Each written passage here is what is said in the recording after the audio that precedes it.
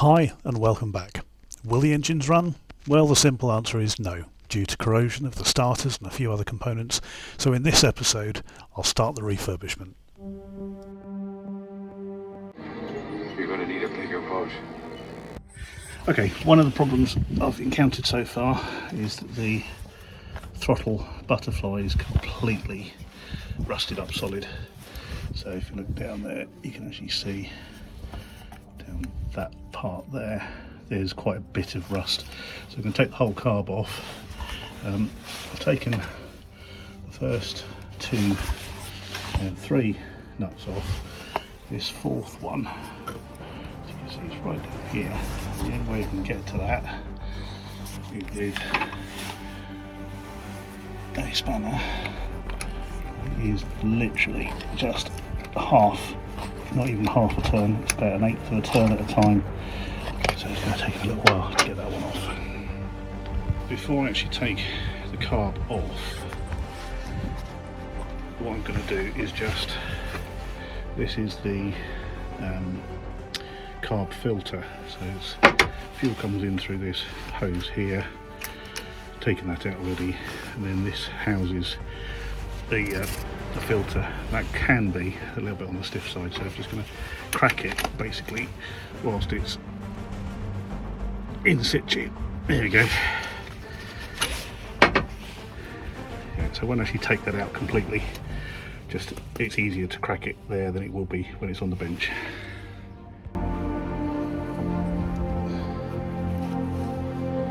And there you can see all that corrosion around the butterfly, and chances are the shafts themselves are probably fairly well corroded too. So quick refurb. Luckily the Mercruiser carb is, funnily enough, it's the same carb that's used regardless of whether it's big 5.7 like this one or even down to the small 3 litre inline 6 engines. They all use exactly the same. The Rochester, later called the Mercarb carburetor.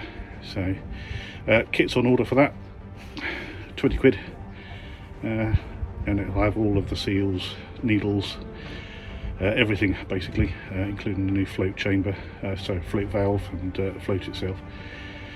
It should only take about an hour or two to clean that up, get that serviced, and I can reinstall it. Just as a safety feature, while I'm working on the engine, I've just put a little bit of gaffer tape over the inlet, just so it don't drop anything. Me being clumsy but the fingers that I am, last thing I want to do is go dropping nuts, bolts, screws, etc. down into the inlet manifold. So one of the other things that wasn't working is the bilge blower. As you can see, just by the colouring of it, it's been underwater for a period of time. But the blade is completely fixed, it ain't going anywhere. So that's in the bucket.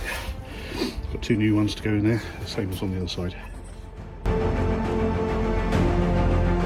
So starter is disconnected now.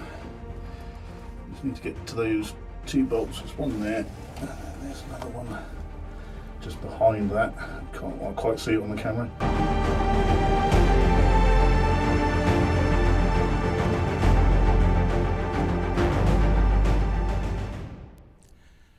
In order to gain access to the starters to remove them, I decided to remove the exhaust manifolds. This was a fairly straightforward job and allowed me to see the poor condition of the exhaust water flaps. These are also going to be replaced.